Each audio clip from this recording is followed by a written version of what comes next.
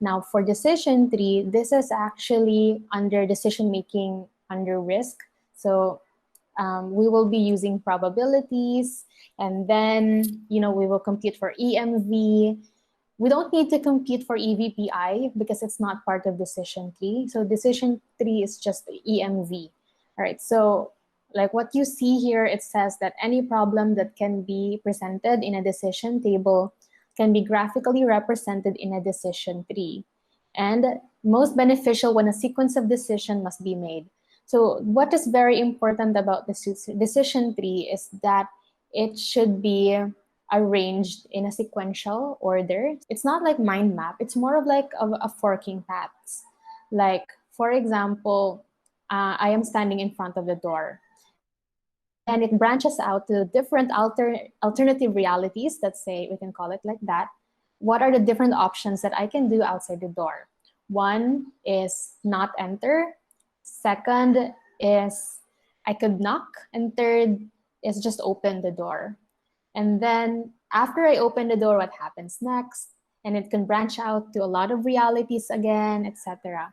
So it always starts with me having to choose an option to do. So it's something that I can control.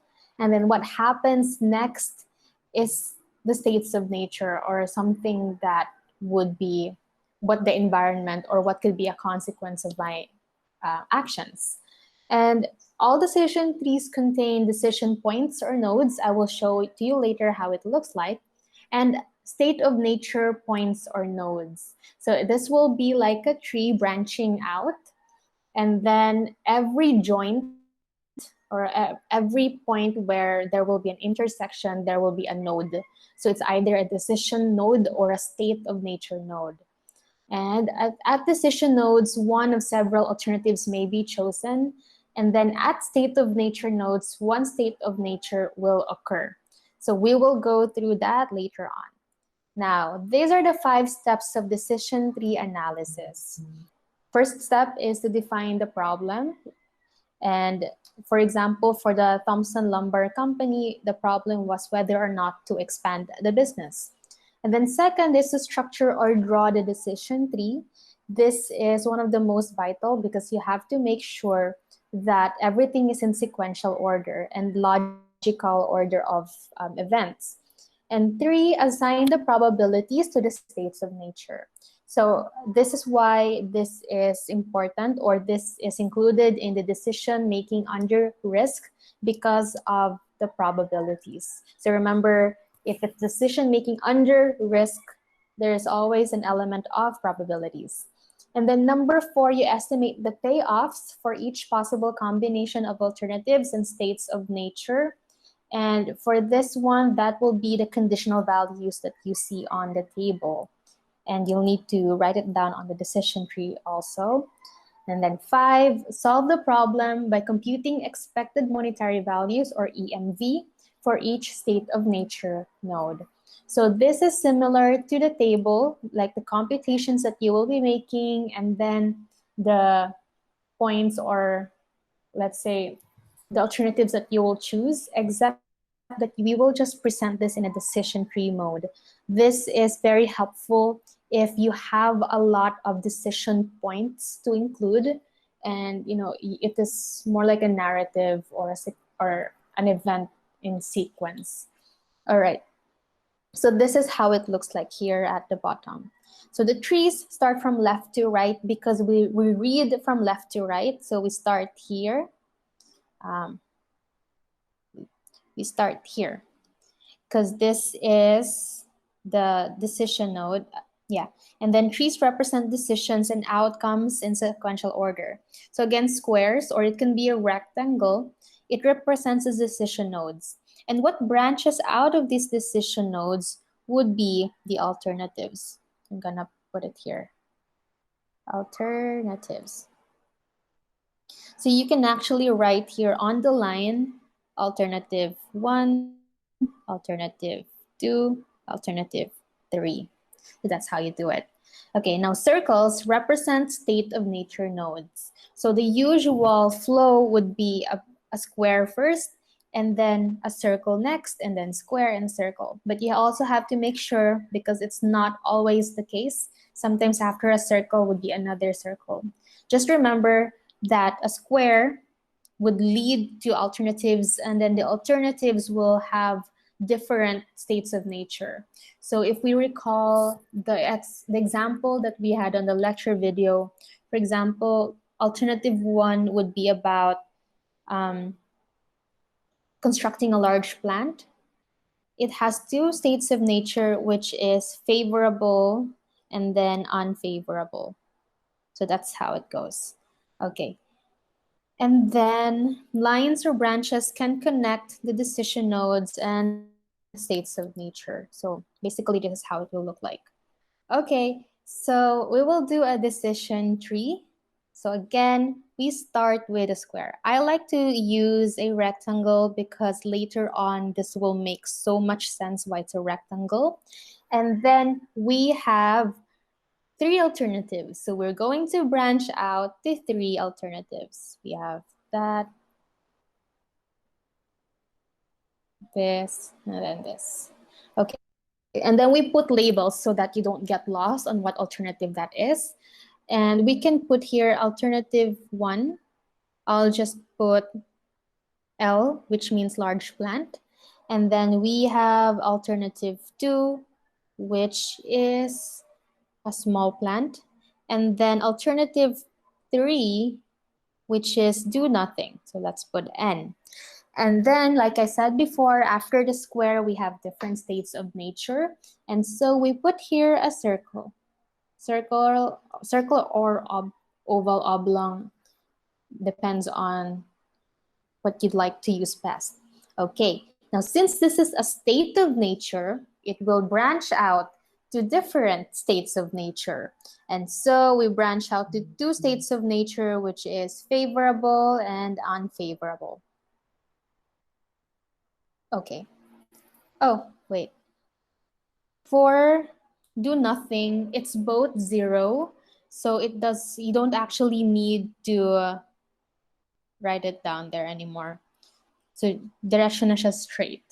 Okay, so we label it again. We have favorable, unfavorable. Again, for small, we have favorable, unfavorable. For do nothing, wala namang difference in favorable and unfavorable, so we're just going to keep it 0. Now, at the end here, this part's here, this is where you write down the payoffs or conditional values. So for example, for construct a large plant and then favorable market, you put here $200,000. So it's always very important to add the unit, which is $sign. Okay, and then unfavorable market is negative 180,000 pesos. Construct a small plant, and then favorable, we have $100,000. And then construct a small plant, unfavorable, we have negative $20,000. As for do nothing, it's just 0. So basically, we don't really compute it. Now, how does the computation part work? You need to include the probabilities. And so for the favorable market, let's say the probability is a 0.5. So you actually put it here, 0.5. And then unfavorable market, let's say it's also 0.5. So let's say all of the probabilities are 0.5. For do nothing, we don't put anything. So again, start with a square or rectangle, branching out to the alternatives, and alternatives branch out to states of nature. Now for the state of nature, you always put the label, you put what state of nature it is, and then open parenthesis, probability, close parenthesis. And at the end here, you write the payoffs per states of nature per alternative. So always remember these different elements because this will be vital for when you start computing for the EMV. How do we compute for the EMV and how does this work? Okay, so I'm going to use a different color. All right, so I need you guys to answer, okay? All right, so for, let's say, before that, what is the formula for EMV? Do you guys remember? It's for alternative, right? So how do you compute for EMV? Yes, isn't it the summation of the probability, the payoff, and then the probability itself? Yes, yes. So it's actually payoff multiplied by probability. So this is what we're going to do. We are going to start with payoff multiplied by probability. So what is the product when you multiply 200,000 and 0.5? 100. 100,000. Okay. Okay, so when you compute this is actually done in a separate part. So you put it at the bottom, you put EMV for construct a large plan favorable, it would be 0.5 times 200,000, and then you put 100,000. So for now, we're just going to put it here, 100,000. How about for large plant, unfavorable market? We have negative 180,000 times 0.5. What's the answer? Negative 90,000. Negative 90K. Okay.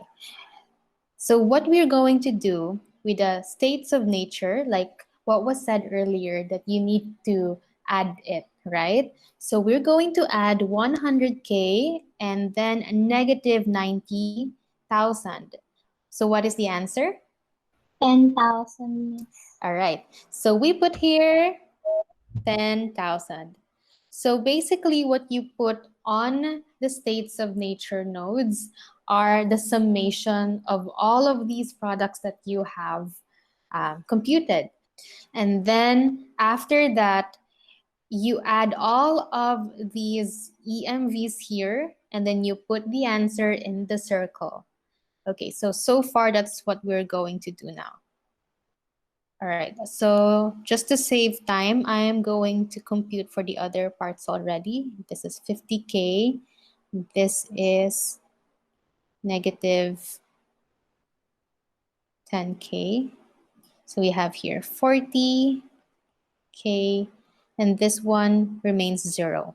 Okay, so the reason why this square here or rectangle is called a decision node because this is the time when you will decide which alternative to choose.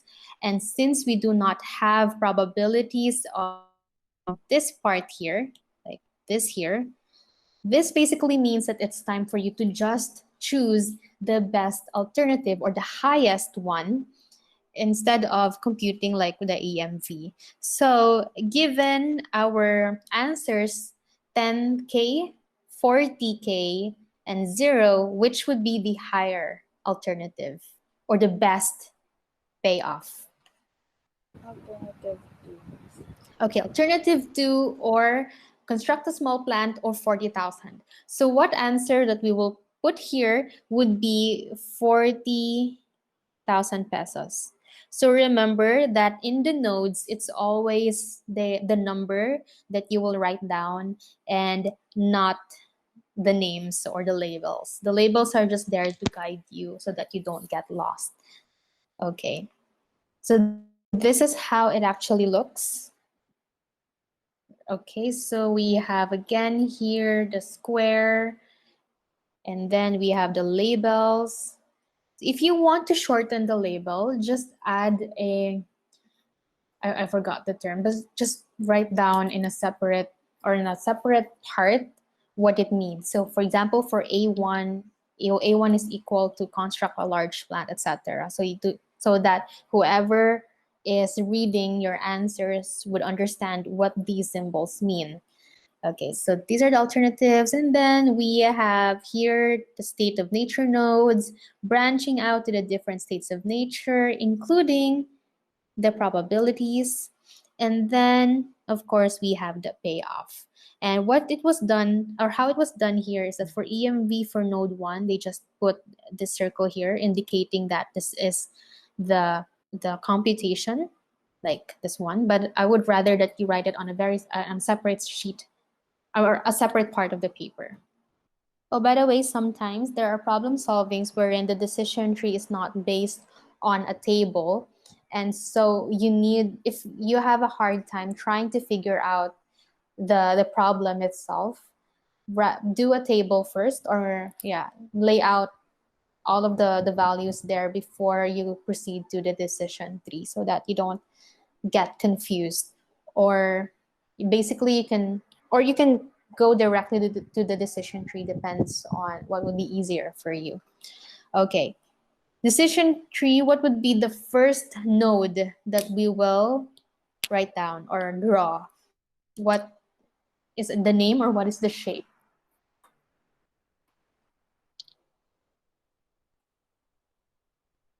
Rectangle or square.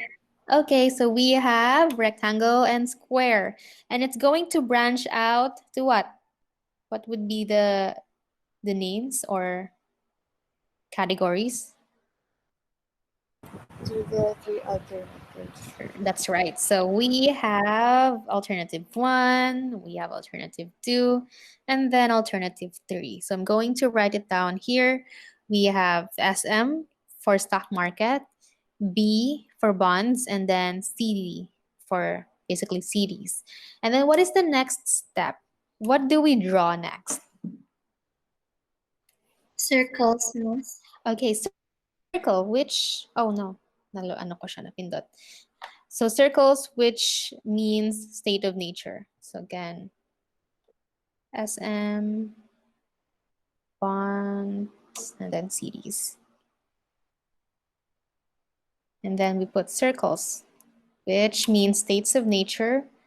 And then since we call it state of nature, we're going to branch out to two states of nature.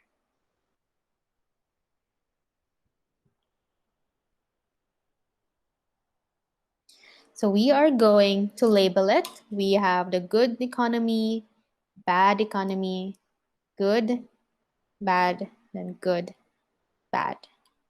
What should be written beside the labels? I mean here ha, dito mismo sa line, along with the label G and B. The probability. Okay, so we put the probabilities first. So for the good economy, we have a probability of 0.5. So we're going to write it down here in a parenthesis so that we don't forget it. So it's really important that you write down the probabilities. At the same time, if there's someone who's going to check your decision tree, because this is actually used in companies, and they don't really look at the tables anymore, especially when you are presenting it. That's why it's important that as much as possible, the values or the labels that you put on here in the decision tree are already complete. So you have the probabilities, the labels, and of course the payoffs. Have an answer for, or when you solve for the different nodes already. So this is EMV, let's call this EMV1. This one would be EMV2 here, and then EMV3. Okay. Has anyone here solved for EMV1? Okay, Jefferson, you have 30? 30,000. 30 nga ba? 40. Okay, this is 30,000. We have 30,000. How about for EMV2? 25. Okay, we have 25,000 for EMV2. How about for EMV3? 23,000. Right. 28,000. Okay, so it's 23,000. Now the next step, do we compute or do we just choose Summation. for the next step after we compute for EMV? We are going to ano na ha, to decision node na ha. Oh, we just choose. Okay, so it is called a decision node because it's the time that you start making a decision of which alternative you're going to choose. For the stock market, we have an EMV of 30,000. For bonds, bonds, EMV of 25,000. And then for CD, we have an EMV of 23,000. So 30 versus 25 versus 23, which would be the best alternative or the highest payoff? 30,000. Okay, so the highest would be 30,000 pesos. And this would be the alternative, that is stock market. Okay, so that's about it for decision tree. There will be more complex decision trees out there depending on the situation, meaning it can branch and branch more. So for example, we are talking about a survey. So sometimes it would require surveys, and then the survey will branch out to favorable or unfavorable. I'm just going to illustrate how it looks roughly. So let's say we start here with a box, and then it will branch out to whether or not you do a survey. So this is survey or no survey, and then a circle for the state of nature, because the states of nature for survey could either be a favorable one or unfavorable one. However, for no survey, there's no favorable or unfavorable because you did not do a survey at all, so there are no results to expect, and so diretso na. And then for unfavorable and unfavorable, you branch to different alternatives. So you have a decision node again. And this is when you start incorporating the different alternatives that you have. So let's say we're just choosing between stock market or bonds, and so it branches out to alternatives, which is stock market, bonds, stock market, and then bonds. As for no survey, it can go directly to stock market or bonds. So we have stock market and bonds. And then again, it branches out to the states of nature. And we have good economy, bad economy, good, bad, so on and so forth. So this is how it could look like if it's more complex. And I do advise that you read the problem very well first, because that's the first step.